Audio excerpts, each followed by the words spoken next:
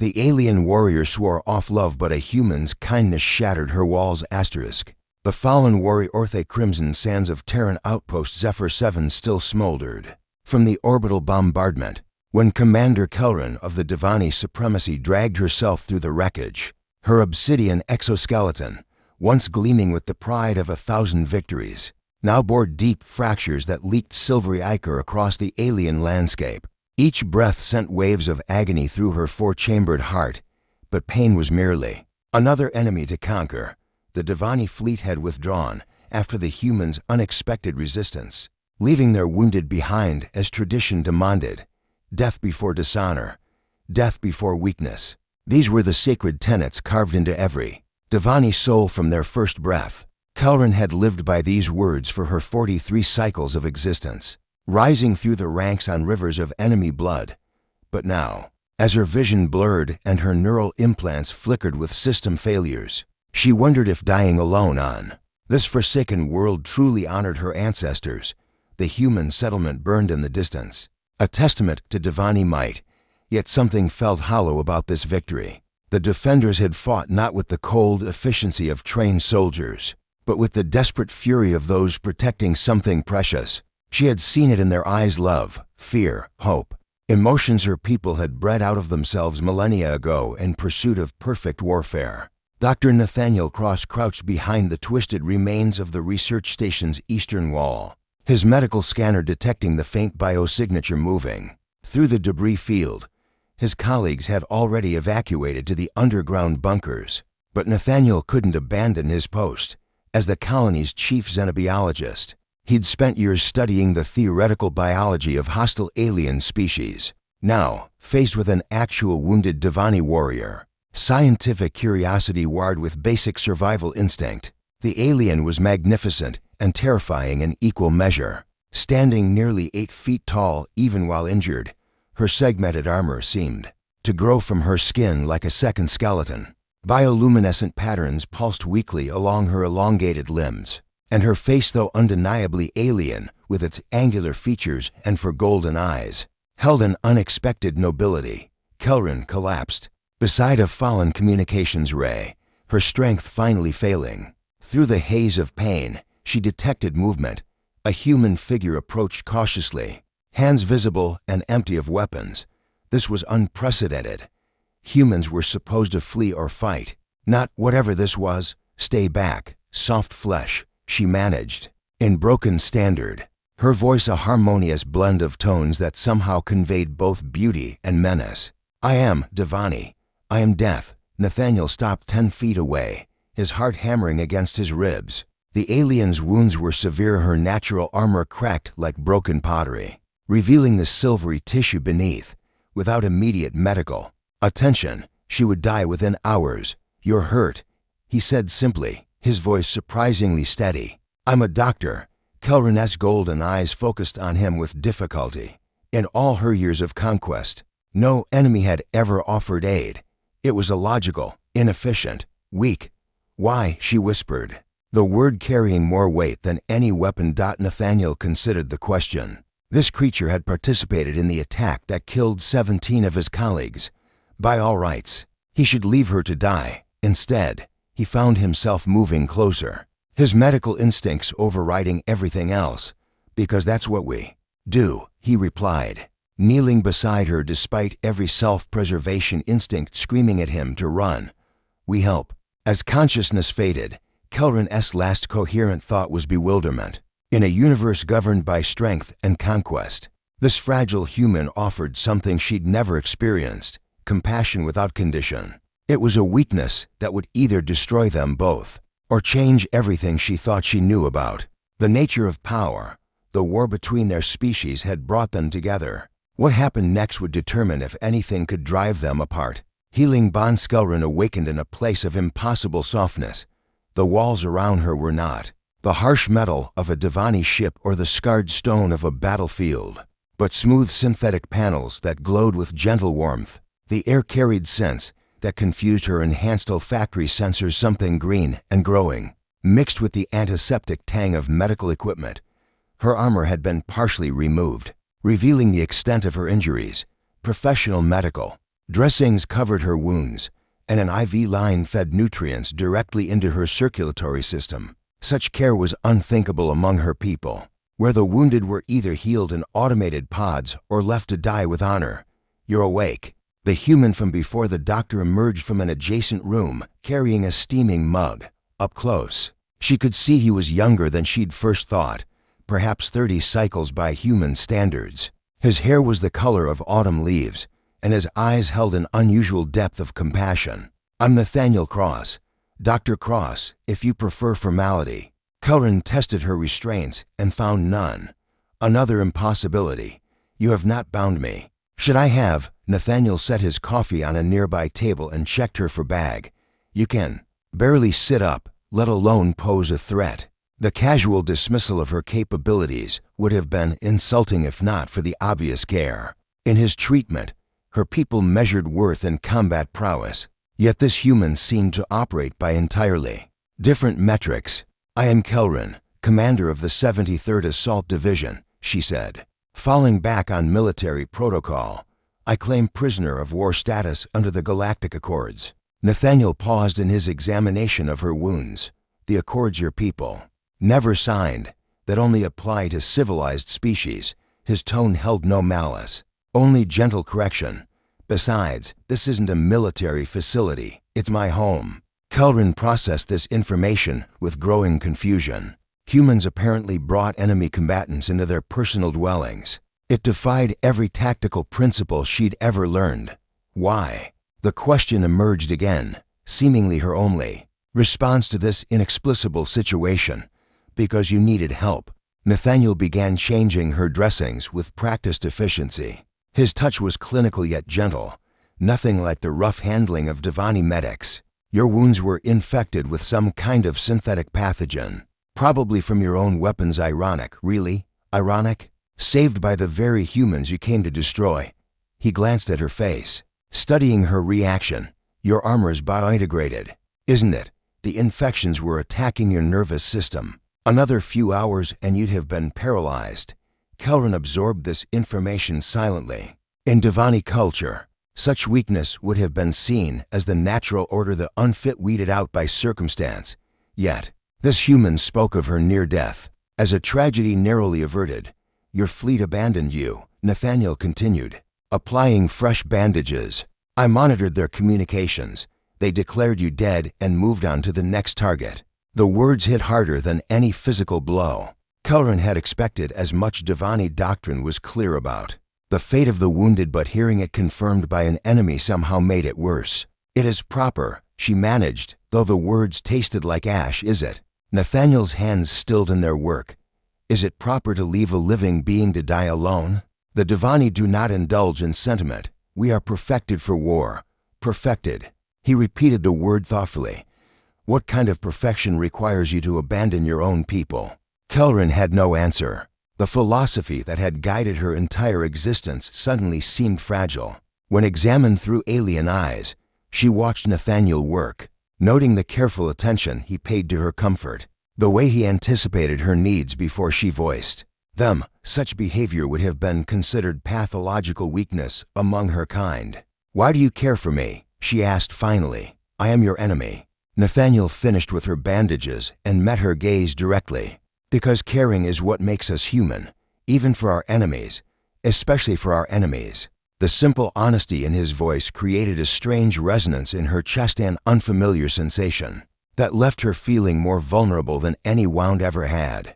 Walls crumbling 3 weeks into her recovery, Kelrin found herself anticipating Nathaniel's morning visits with an emotion she couldn't name. He would arrive carrying 2 cups of that bitter human beverage called coffee, settling into the chair beside her bed with the casual ease of someone visiting a friend rather than guarding a prisoner. "Tell me about Devani literature," he said one morning, after they'd discussed the differences between their species' healing processes. "Do your people create art?" Kelrin's golden eyes narrowed with confusion. "Art serves no military purpose. We have tactical manuals, historical records of victories, genetic optimization protocols, but nothing beautiful, just for beauty's sake." The question struck her as fundamentally alien. Beauty is inefficient. It distracts from purpose. Nathaniel leaned back in his chair, studying her with that peculiar intensity she'd grown accustomed to. So you've never seen a sunset and thought it was gorgeous? Never heard music that made your heart race? Never read a poem that changed how you saw the world?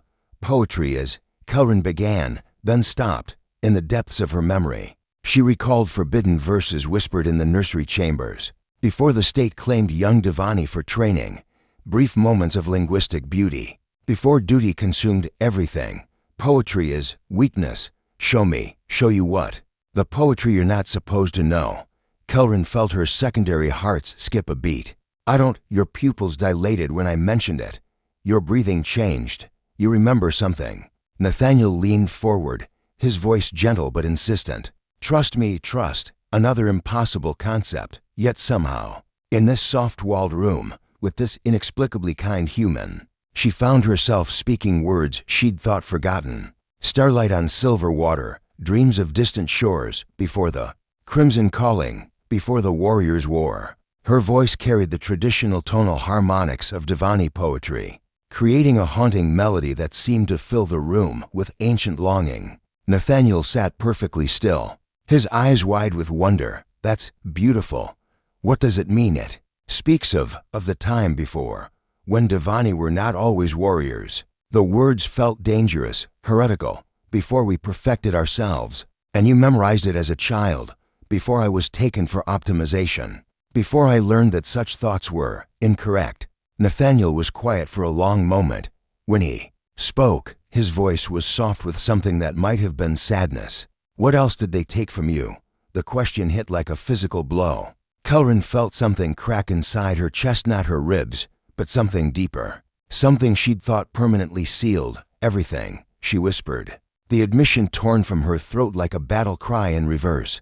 They took everything. That wasn't useful for killing. Nathaniel reached out slowly, telegraphing his movement as he might with a wounded animal. His fingers brushed hers warm, soft, utterly unlike the cold efficiency of Devani touch. I'm sorry, he said simply. Kelrin stared at their joined hands, his pale skin against her silvery tone. The contact sent strange signals through her nervous system, not pain, but something equally overwhelming. When was the last time another being had touched her without intent to harm or heal? When had anyone offered comfort without expectation of return? Why do you apologize? You are not responsible. Because someone should. Because what was done to you was wrong, and someone should acknowledge that. The crack in her chest widened. Through it, she felt the first stirrings of something she'd thought bred out of her bloodline generations ago. Not the tactical analysis she'd been trained to apply to every situation, but genuine emotion, raw, unfiltered, terrifying in its intensity. I don't understand you, she said, her voice barely above a whisper. I don't understand you either, Nathaniel replied, his thumb tracing gentle circles across her knuckles. But I'd like to try. Outside, the twin suns of Zephyr 7 painted the sky in shades of amber and rose. Kelrin found herself looking at the colors not as environmental data to be cataloged, but as something else entirely. Something that made her feel strange inside. Something beautiful. The heart's battlefield health morning alarm that shattered their quiet routine was not the gentle chime of Nathaniel's chronometer, but the harsh klaxon of incoming ships. Kelrin's enhanced hearing detected the signature thrumming of Devani engines. Long before Nathaniel's primitive sensors registered the threat. They've returned, she said, her voice carrying a flatness that hadn't been there for weeks. The careful emotional walls she'd allowed to crumble began rebuilding themselves. With military precision, Nathaniel rushed to the communications array, his face pale as he read the incoming data. 12 ships, Dreadnought class, they're hailing. U.S. Answer them, Kelrin commanded, then caught herself. This wasn't her ship, her mission. Her choice to make, please. The holographic display flickered to life, revealing the stern features of battle sage Thexavale, Kelrin's former superior. His scarred face showed no emotion as he regarded the small human settlement. Humans of the Terran colony, his voice carried the harmonic undertones of absolute authority. You harbor a traitor to the Devani supremacy. Surrender Commander Kelrin immediately, and your deaths will be swift. Nathaniel glanced at Kelrin, Then back at the display, she's under my medical protection. She was wounded, and the dead do not require protection, Thexavale interrupted. Kelrin was declared fallen in battle. Her continued existence is an affront to Devani honor. Kelrin stepped forward, her recovered strength evident in the fluid grace of her movement. Thexavale, I live, as you can see. You exist. The battle sage corrected coldly. Existence without honor is not life. You have been contaminated by proximity to these creatures. The infection must be cleansed. I choose to remain here. The words escaped before Kelrin could stop them. Even she was shocked by the declaration. In the corner of her vision, she saw Nathaniel's sharp intake of breath. Thexavale's golden eyes blazed with controlled fury. Choice is not a privilege granted to the compromised. You will return to the fleet for purification, or you will die with the humans you've grown attached to. I will not return. Then you confirm your fall from grace. Very well. All humans in this sector will be eliminated as a contamination vector. The process begins in 1 standard hour. The transmission ended, leaving them in heavy silence. Nathaniel stared at the blank display, processing the reality of his situation. You just declared war on your own people. For me, for us, I declared myself, Kelrin corrected, though her voice carried uncertainty. I have spent weeks among humans, learning what my people bred out of themselves. I will not return to what I was. What were you?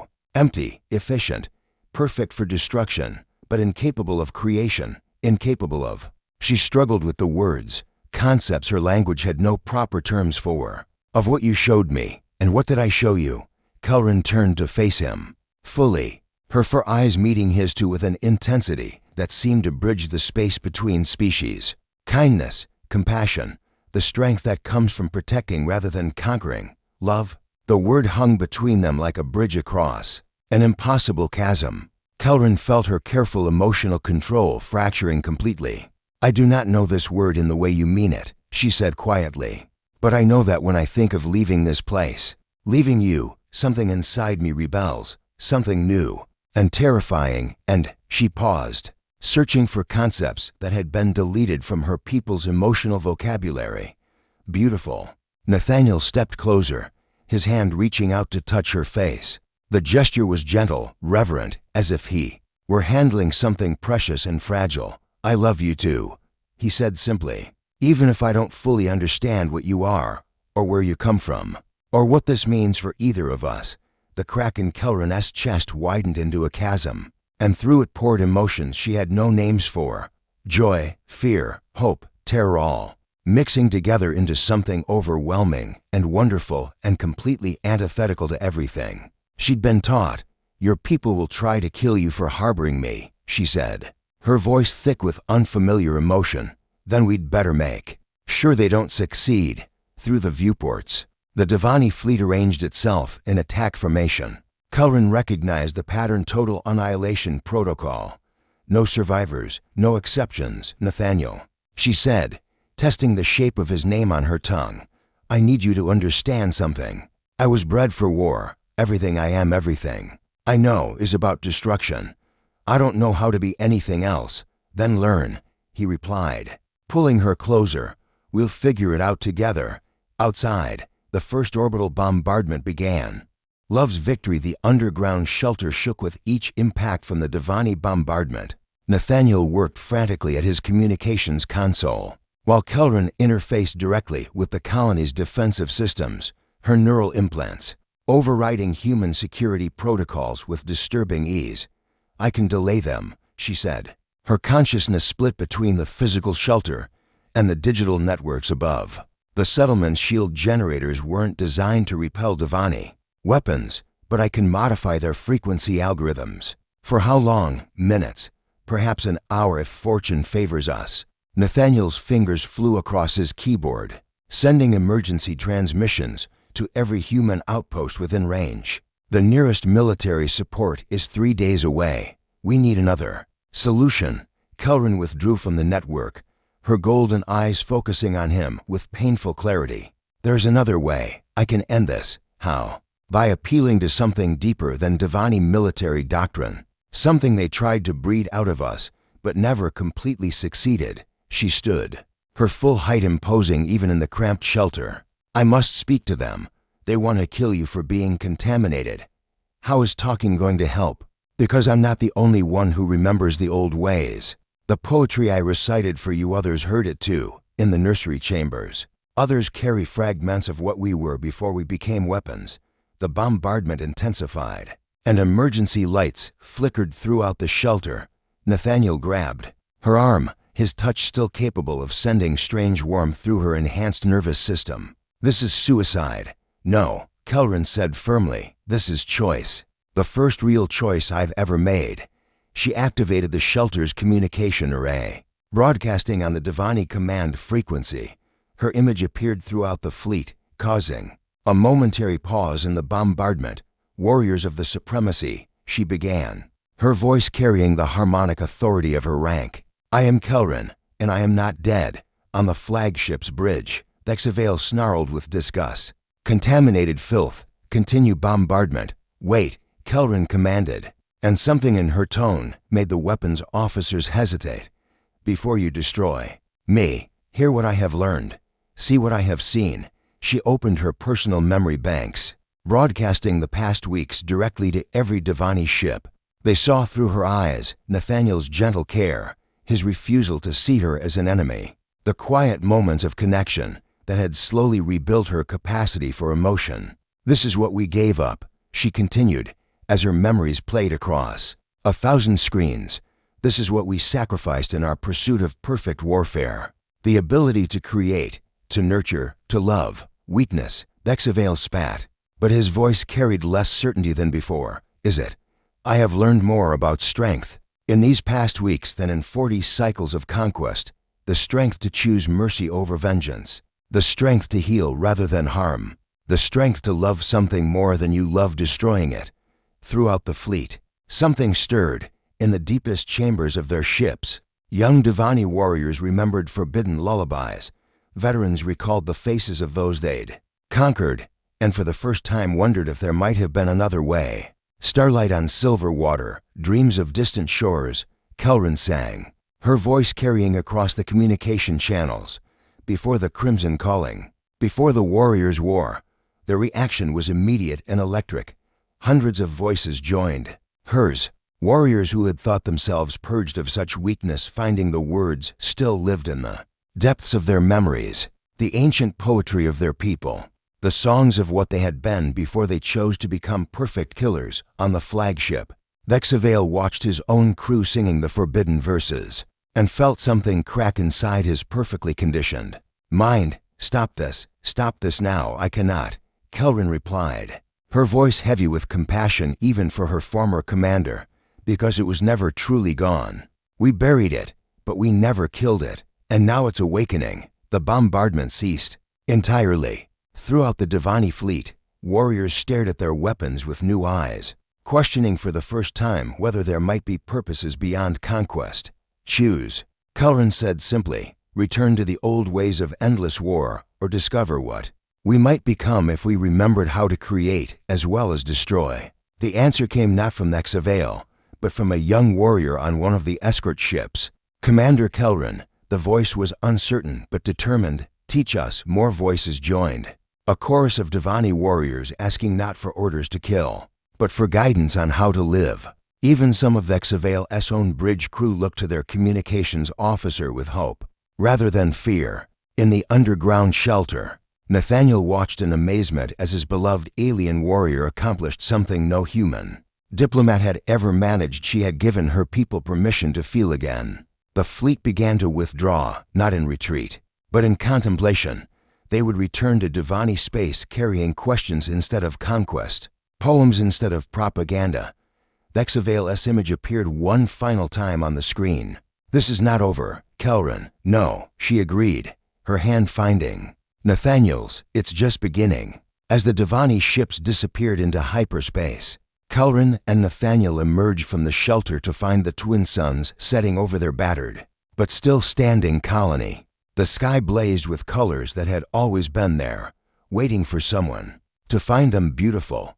So what happens now? Nathaniel asked, his arm wrapping around her waist. Now we learn, Kelrin replied, her voice carrying harmonics of joy she'd never thought possible. We learn how to love, how to build, how to dream of better tomorrows instead of glorious wars. Together, together. In the distance, the first shoots of new growth were already pushing through the bombarded soil. Life asserting itself in the face of destruction, it seemed, Kelrin thought, an appropriate metaphor for what they were about to attempt.